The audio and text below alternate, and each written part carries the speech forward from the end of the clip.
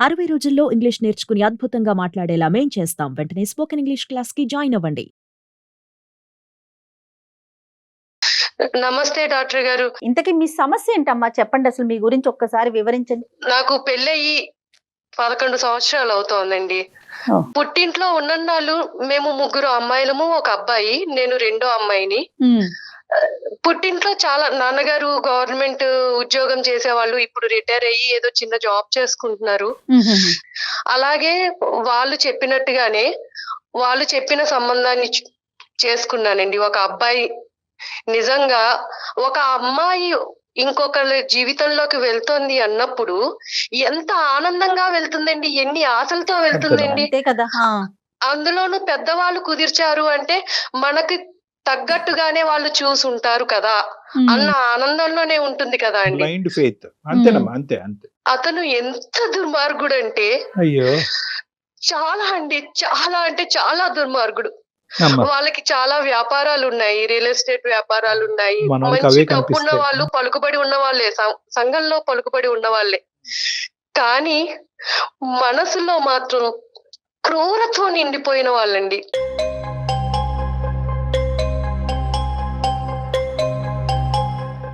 మొదటి రాత్రి నుండే అతని అరాచకాన్ని నా మీద చూపిస్తూ ఉన్నాడండి.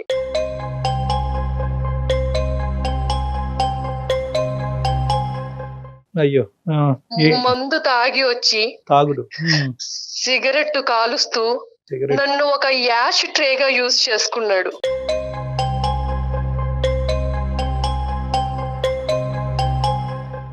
ఆయన ఎలా భావించేవారంటే, ఈ మొహాన్ని నేను చేసుకోవడం ఏంటి, దీన్ని భరించాల్సిన కర్మ నాకేంటి, దీంతో నాకు సంబంధం లేదు అన్నట్టుగా ప్రవర్తించేవారండి. ఆయనకి ఉన్న చెడు అలవాట్లు ఒకటి కాదండి, ఒకటి కాదు. ఏ అలవాట్లయితే ఉండకూడదు అన్ని రకాల అలవాట్లు ఉన్నాయి, అన్ని అలవాట్లు ఉన్నాయి. అంటే భారతి గారు, ఫైనాన్షియల్ గా వాళ్ళకన్నా మీరేమన్నా తక్కువ అండి? అట్లాంటి భావన ఉండేది అతనికి? ఫైనాన్షియల్ గా వాళ్ళకన్నా తక్కువే, కానీ మా పేరెంట్స్ మంచిగానే చక్కగా అన్ని వాళ్ళు అడిగినట్టుగానే చేశారు, పంపించారండి. ఎంతమ్మా ఇప్పుడు ఈ స్థాయిలో తాగేవాడి గురించి కనుక్కోవటం ఎంత చెప్పండి. ఆ వీధిలో రోడ్లు ఊడ్చే వాళ్ళని అడిగినా కూడా చెప్తారు, అమ్మా ఎలాంటి వాడు ఇలాంటి వాడు అంటే, బాబు వాడు తాగి ఎక్కడెక్కడ పడిపోతా ఉంటాడని చెప్తారు. అసలు ఏమైనా వాకప్ జరిగిందా? అసలు అలాంటి వాకబుల్ చేయలేదండి. చెప్పారు వాళ్ళకి వ్యాపారాలు ఉన్నాయి, డబ్బున్న వాళ్ళు, వాళ్ళకి సంఘంలో పలుకుబడి ఉంది, మీ అమ్మాయిని ఆ ఇంట్లోకి ఇస్తే సుఖపడుతుంది అలా చెప్పి వాళ్ళు నన్ను పంపించారండి. నాకు కూడా అలాగే చెప్పారు, అమ్మ నువ్వు పుట్టింట్లో కన్నా అత్తారింట్లో చాలా సుఖపడతావు, నువ్వు చాలా అదృష్టవంతురాలివి. మరి నీ మీద జరిగిన అబ్యూజ్ ఏంటమ్మా? అంటే నీ మీద ఎటువంటి జరిగింది? అంటే కేవలం తాగి పడుకునేవాడు, సిగరెట్లు తాగి పడేసేవాడా, లేదంటే నీ మీద ఏమన్నా? ఏం చెప్పాలండి, ఏం చెప్పేవాళ్ళు, కొట్టేవాళ్ళండి. ఆయన చేతికి ఏదొస్తే అది మీదకి విసిరేసేవాళ్ళు.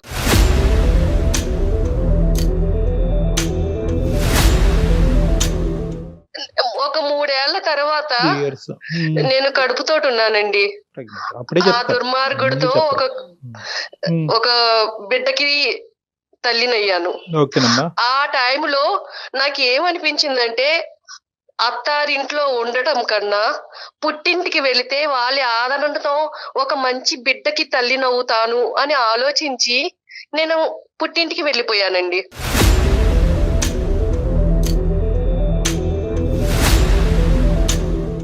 కనీసం బిడ్డ పుడితే అన్నా వాళ్ళలో మార్పు వస్తుంది, ఆ బిడ్డని చూసుకున్నా ఆ తండ్రి మారుతాడు అన్న ఇదిలో వెళ్ళానండి.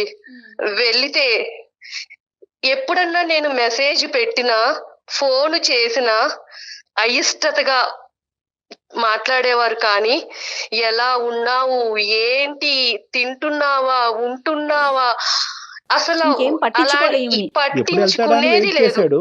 ఆఖరికి ప్రెగ్నెన్సీ వచ్చి వెళ్ళిపోవడంతో ఇంకా హ్యాపీగా సాగరంపినట్టున్నాడు. ఎందుకంటే అతను విచ్చలవిడితనానికి ఇంకెవరు లిమిటేషన్ ఉండదు కదా. డెలివరీ అయ్యింది. బాబు పుట్టిన తర్వాత మా అమ్మగారు వాళ్ళకి కబురు పంపించారండి. అవునా అని ఫోన్ పెట్టేశారండి.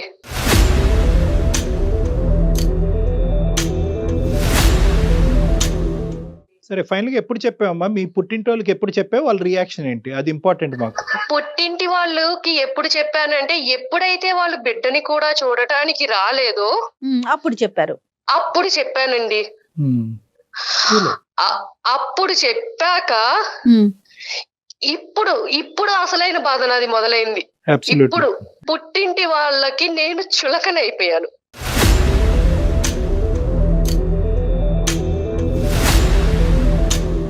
మీ తల్లిదండ్రులకి మీకు చెప్పినప్పుడు వాళ్ళ యొక్క రియాక్షన్ ఇక్కడ ఇంపార్టెంట్ అని నేను ఎందుకు అంటున్నానంటే కనుక, వాళ్ళ ఉద్దేశం ఏంటంటే ఇంత లేట్ గా చెప్పారు అనేటటువంటి ఒక బాధతో వాళ్ళు మాట్లాడారా? అసలు ఏం జరిగింది అక్కడ? వాళ్ళు ఏమి మాట్లాడలేదండి. ఏమైనా సరే నువ్వు అతని దగ్గరికే వెళ్ళు, ఇదే అన్నారండి. ఏది నీ కథ అంతా పూర్తిగా విన్నారా? పడినటువంటి హింస బాధ అంతా వివరంగా చెప్పిన తర్వాత కూడా అక్కడికి వెళ్ళి అన్ని చెప్పానండి, అన్ని చెప్పాను. అతను ఎలాంటి వాడు, నా అక్కలతోటి ఎదుటి స్త్రీలతోటి నన్ను ఎలా కంపేర్ చేసి నన్ను ఎంత అసహనంగా మాట్లాడేవాడు, అవన్నీ కూడా నేను వాళ్ళకి చెప్పాను. అంటే ఏంటండి? అర్థం కాలేదు భారతి గారు, కొంచెం వివరంగా చెప్పండి. ఎప్పుడైనా బయటికి తీసుకువెళ్ళినప్పుడు అండి, ఫంక్షన్లకి వాటికి వెళ్ళినప్పుడు అక్కడున్న ఆడవాళ్లతోటి కంపేర్ చేసేవాళ్ళండి. వాళ్ళు చూడు ఎలా ఉన్నారో, వాళ్ళ సౌష్ఠవం చూడు ఎలా ఉందో.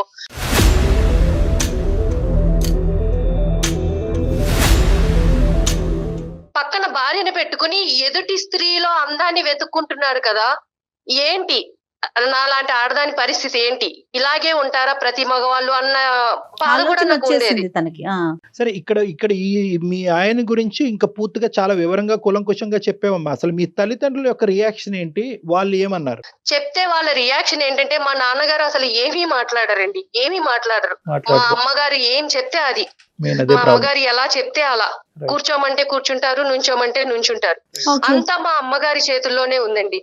మా అమ్మ, మా అక్క, మా పెద్ద అక్క, వాళ్ళకి ఇంకా చాలా చులకనగా ఉండి, నువ్వు వెళ్ళు, ఏదైనా సరే నువ్వు అక్కడే ఉండాలి, అతని దగ్గరే ఉండాలి, మేం చేసుకోవట్లేదు ఆ సంసారాలు, మేము లేము ఆ మొగుళ్ళతోటి అని చెప్పేసి అన్నారండి.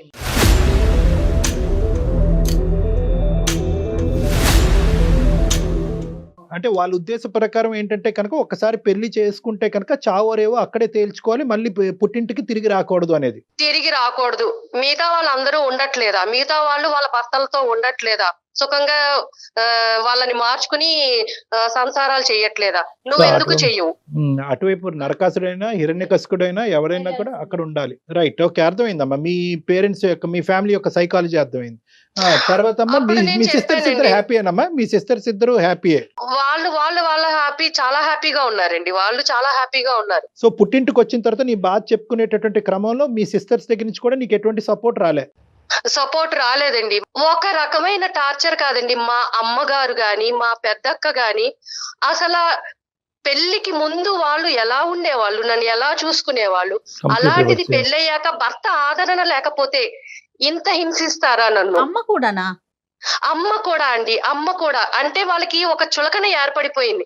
అంటే దీనికి ఎవరి సపోర్టు లేదు, ఇది మన మీదే ఉంది, మన మీదే బతకాలి, దీనికి మనం తప్ప దిక్కు లేదు అని చెప్పి ఇంట్లో చాకిరీ అండి, చాకిరీ, ఎంత గొడ్డు చాకిరీ చేయించేవాళ్ళు. వంట పని, ఇంటి పని, ఇంకా ఇదని అదని లేదండి, మొత్తం అంతా వాళ్ళకి అలుసైపోయాను నేను. అంటే దీనికి మొగుడు అంట లేదు, వీళ్ళకి మనమే దిక్కు, ఇది ఏం చెప్పినా వినాల్సిందే, మనం ఏం చెప్తే అది చేయాల్సిందే అన్నట్టుగా ఉండేవాళ్ళు. ఇప్పుడు మీరు పాప బాబు అన్నారండి? బాబండి, అది అదృష్టమో దురదృష్టమో నిజంగా అండి. ఆ బాబు పుట్టాడు అని ఆనందపడడానికి కూడా లేదండి. వాడు చాలా హైపర్ అండి, హెల్త్ ఇష్యూస్ చాలా అంటే చాలా ఉన్నాయి. ఫిజికల్ హెల్త్ అమ్మా, mental health? Physical and mental health బాగుండక ఫిజికల్ గా అసలు చాలా అండి, చాలా హైపర్ యాక్టివ్ అండి. ఎంత అల్లరి చేస్తాడంటే అసలు స్కూల్లో కూడా ప్రతి 3 నెలలకి పేరెంట్స్ నుంచి కంప్లైంట్లు అండి, మా అబ్బాయిని కొట్టాడండి, ఇదిగోండి మేము ఇలా సఫర్ అవుతున్నాము. వాళ్ళు ప్రిన్సిపల్ కి కంప్లైంట్ చేయడం, అప్పుడు ప్రిన్సిపల్ ఏమో, అమ్మా ఇలాంటి పిల్లలు మా స్కూల్లో కాదమ్మా, మీరు వేరే స్కూల్లో జాయిన్ చేసుకోండి, మాకు టీసీ ఇచ్చేయడం. చాలా చాలా ఎవ్వరు ఒక అరగంట కూడా ఆ బాబుని చూస్తే, బాబోయ్ ఈతన్ని పెంచుతున్న తల్లి ఎవరు, ఏమిటి ఇంత అల్లరి చేస్తున్నాడు, ఇలా ఉన్నాడేంటి పిల్లాడని చెప్పి మా అక్క కూడానండి ఉమ్. అసలు ఇలాంటి వాడికి జన్మనిచ్చావా నువ్వు, వీడు పురిట్లో చనిపోయినా బాగుండేది.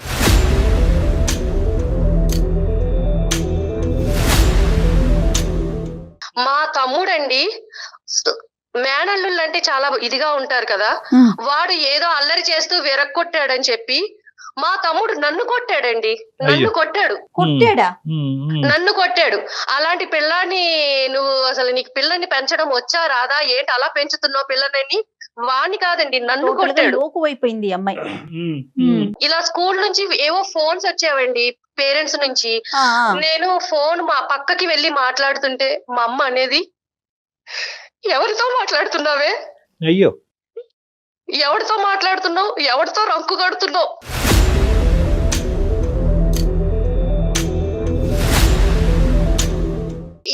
ఇలాంటి అలాంటి మాటలు మాట్లాడినప్పుడు ఒక ఆడదానిగా నేను ఎంత ఇదవుతానండి. మా అక్క మల్లెపూలు కొనుక్కునేదండి. ఒకసారి ఆ మల్లెపూలు నా చేతిలోకి తీసుకుంటే, నీలాంటి దానికి ఎందుకే మల్లెపూలు అందండి. అంటే నేను ఎందుకు పనికిరాని దాన్ని, అంటే వాళ్ళకి ఎందుకు అంత లోకం అయిపోయాను, ఎందుకు అంత చులకనగా మాట్లాడాలి నన్ను.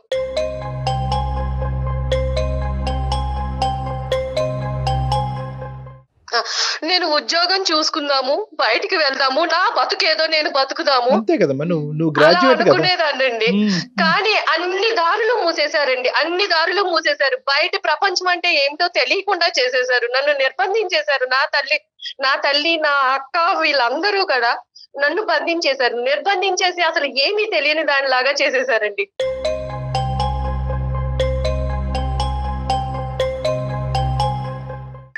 లేదండి, ఇవన్నీ నేను భరించలేనండి. నాకు చావు ఒక్కటే పరిష్కారం అయ్యో అట్లా అండి. ఏం కాదమ్మా, అట్లా ఏం కాదు. నాకు నిజంగా చావు ఒక్కటే పరిష్కారం అండి. ఇటు పుట్టింటిని తట్టుకోలేను. కాదమ్మా భారతి, నువ్వు 1కి 10 సార్లు చావు చావు అంటున్నావు. నువ్వు ఉండగానే నీ కొడుకుని ప్రపంచం ఈ విధంగా ట్రీట్ చేస్తుంటే, నువ్వు చనిపోయిన తర్వాత వాడికి ఏమైనా దిక్కు మొక్కు ఉంటదమ్మా? కానీ వాడిని వాడు తీసుకెళ్లి ఒక కూడా పిచ్చి వాడికి ఆసుపత్రిలో పడేసి జీవితాంతం నువ్వు ఇక్కడే సావరా అంటారు. లేదంటే ఏదో నేరం చేస్తే కనుక తీసుకెళ్లి జైల్లో పెట్టి అక్కడ జీవిత ఖైదీలాగా ఉంటాడు వాడు. అది తప్పు. వాడి వల్ల కూడా నాకు సుఖం లేదు కదండి. అలా వాడిని కాదు చూసుకుని అమ్మా. బతుకుదాం ఒకటి అనుకున్నా కూడా. At the end of the day ఒక తల్లి పాత్రలో నేను నిలబడినప్పుడు 6 100 వాడి జీవితాన్ని చక్కదిద్దేంత వరకు నువ్వు చావు అనే పదం వాడకూడదు, ఎప్పటికీ వాడకూడదు. ఎవరు నీ తరపున మంచిగా మాట్లాడే వాళ్ళు ఒక్కరు లేరమ్మా. నువ్వు పెళ్లి కాకముందు అందరూ దేవతలు దేవుళ్ళు ఒక మంచి సంబంధం చూశారు కాబట్టి కళ్ళు మూసుకుని చేసుకున్నాను నువ్వు అంటున్నావు. ఏమైపోయారు ఈ దేవతలు దేవుళ్ళు ఇప్పుడు?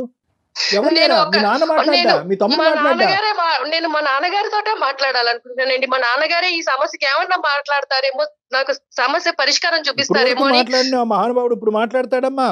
9 సంవత్సరాల తర్వాత ఈ హింసంతా కళ్ళెదురుగుంటా కూర్చున్నటువంటి మీ నాన్న ఇప్పుడు మాట్లాడతాడా నువ్వు అడిగితే?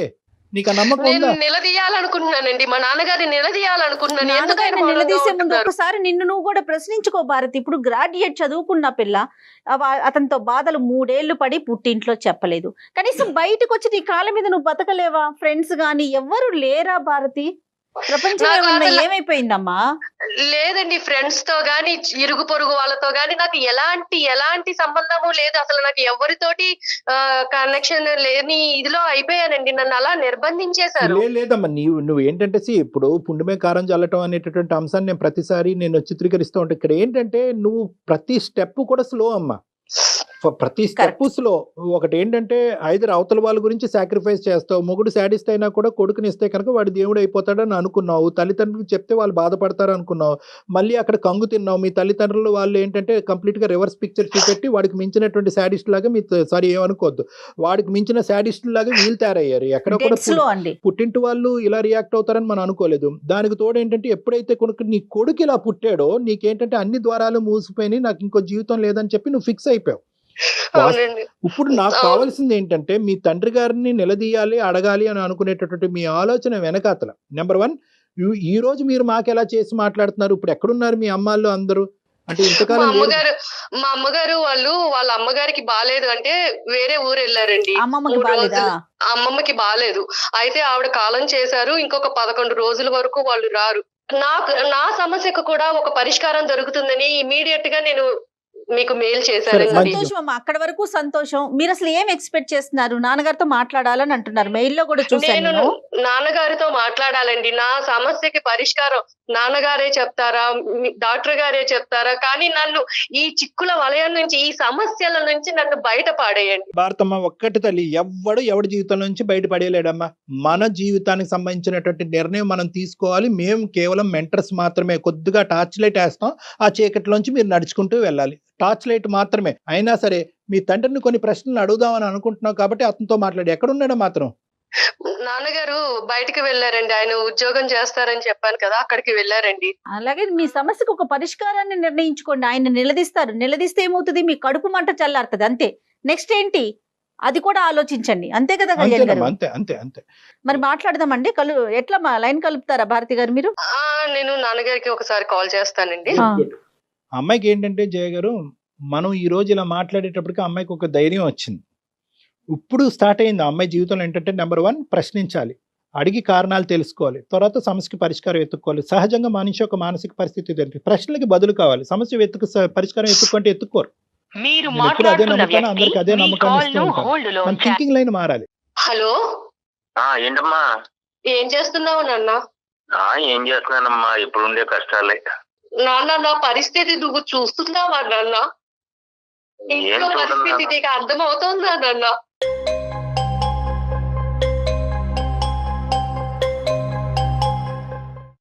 ఏం చూడనమ్మా, ఏం చూడన్నా. అమ్మ ఏమో అట్లా చేస్తుంటే ఇంకా నేను నా మాత్రం నా వరకు ఏమీ చేయడానికి ఏం అవకాశం రావట్లేదు. నువ్వు ఇంటికి పెద్ద నాన్న. నీ కూతురు జీవితం అలా అయిపోతుంటే నువ్వు ఎలా చూస్తున్నావు నాన్న? అమ్మకి ఎందుకు చెప్పలేకపోతున్నావు?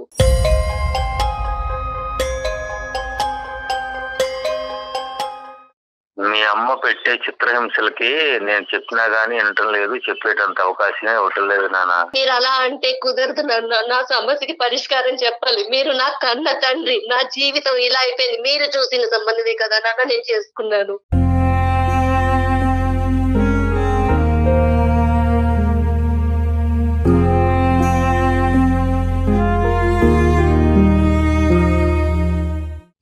అవునవును. మీరు చెప్పినట్టే కదా నాన్న విన్నాను.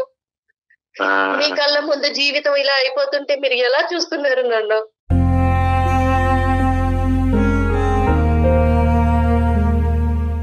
నా బాధని ఎవరితో చెప్పుకోవాలో తెలియక అందమైన జీవితం అనే ప్రోగ్రామ్ ని డాక్టర్ గారికి చెప్పుకుందాము, కళ్యాణ చక్రవర్తి గారిని సలహా అడుగుదామని వాళ్ళని అప్రోచ్ అయ్యాను నాన్న. వాళ్ళకి మెయిల్ పంపించాను. ఈ సమస్యల నుంచి నన్ను ఎలాగైనా సరే మీరు బయట పడేయాలండి. నాకు ఒక్కట చావు తప్ప ఏది కనిపించట్లేదు నాన్న.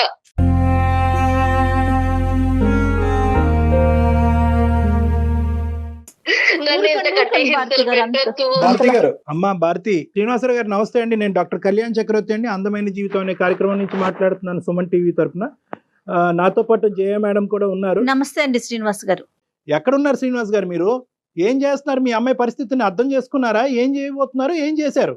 వాళ్ళు చిన్నప్పుడు నానా ఇబ్బందులు పడి పెంచానండి.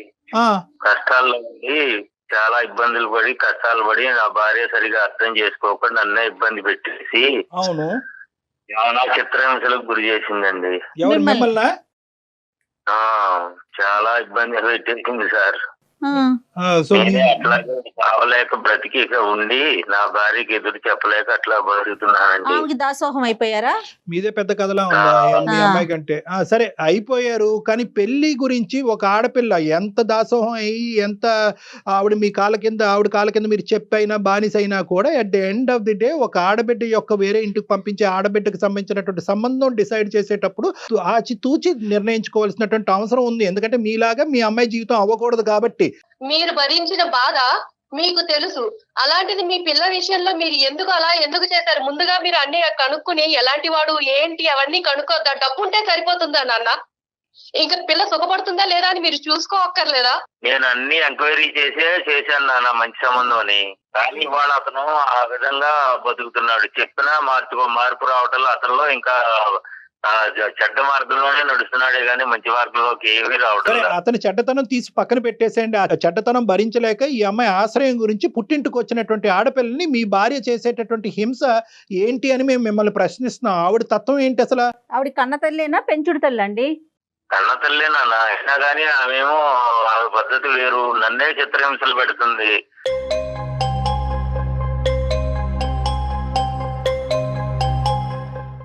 గ్యాస్ స్టవ్ మీద వచ్చి ఆ శారీ వేసేసి ఇక నేను చచ్చిపోతానని అంటుంది. అయినా నేను ఎదురు చెప్పలేక ఇక నేను బ్రతుకుతున్నా.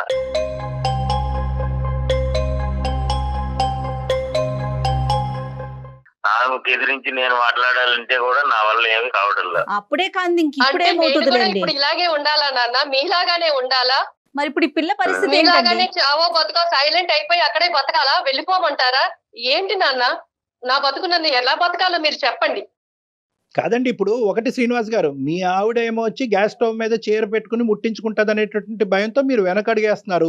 ఇప్పుడు అదే మాట మీ కూతురు అంటుంది, నేను బ్రతకాలా చచ్చిపోవాలా, ఒక పక్క నుంచి వాడు ఒక హైపర్ యాక్టివ్ కిడ్ పట్టుకుని వాడిని భరించలేక, అన్ని అవమానాలు భరించలేక నేను చచ్చిపోవాలని అని అనుకుంటే మాకు ఫోన్ చేసింది ఈ రోజు మీ అమ్మాయి. మీ కూతురికి ఏం సమాధానం చెప్తామో చెప్పండి ఒకసారి.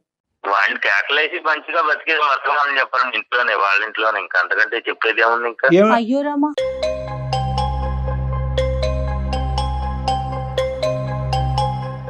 ఎంత భరించినా ఏం ఎంత మాట్లాడుతున్నారు సార్? భరించినా మళ్ళీ అతని దగ్గరికే వెళ్ళమంటున్నారు నాన్న. మరి మీరు ఏమన్నా న్యాయంగా ఉందా అసలు? మీకు చెప్పండి. మంచి మార్గంలో నడువు నాన్న, ఇంకా అంతకంటే నేను చెప్పేది ఏముంది? మరి అదే మార్గంలో మీరు నడవచ్చు ఎంతకంటే కదా. మంచి ఆయన ఏముంది? అందుకే నడుస్తున్నాడా సైలెంట్ గా? ఇప్పుడు మీరేమనుకుంటున్నారంటే, మీ సైకాలజీ ఏంటంటే, ఇప్పుడు మా ఆవిడ నన్ను హింస పెట్టినా కూడా ఎలాగైతే అణుగుమెనుగి ఒక కుక్కలాగా బతుకుతున్నానో, సారీ తప్పుగా అనుకోకండి, అదే విధంగా నువ్వు వెళ్ళి మీ ఆయన దగ్గర బతికేసేయమ్మా అన్ని, ఇదే సొల్యూషన్ ఈ ప్రాబ్లంకి అని అంటున్నారు. సో మీదేదైతే కనుక ఒక సాంప్రదాయంగా మీరు ఫాలో అవుతున్నావో అదే సాంప్రదాయం మీ కూతుర్ని ఫాలో అవ్వమంటారు. రేపొద్దున హింసాత్మకుడి చేతిలో మీ అమ్మాయి చనిపోయినా కూడా మీరు ఇదే మాట అంటారేమో. ఇప్పుడు నేను పెళ్లి చేసి పంపించే వరకే నా బాధ్యత.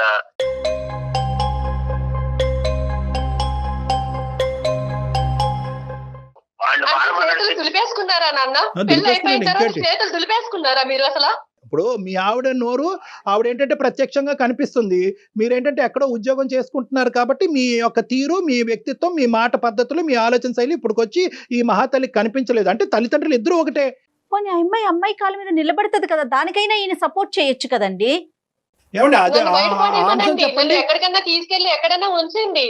నా బతికేదో నేను బతుకుతాను. ఆ మా అమ్మాయి వయసులో ఉంది కదా అని చెప్పి బయటికి వెళ్తే నలుగురు నాలుగు రకాలుగా మాట్లాడతారు, అందుకని రకరకాల పద్ధతులు వస్తాయి అని చెప్పి వాళ్ళ అమ్మకి ఇష్టం లేదు, ఉద్యోగం చేయించుదామనే ఉద్దేశం లేదు. ఆ, మీకు ఏంటి నాన్న, మీ పెంపకం మీద మీకు నమ్మకం లేదా నాన్న?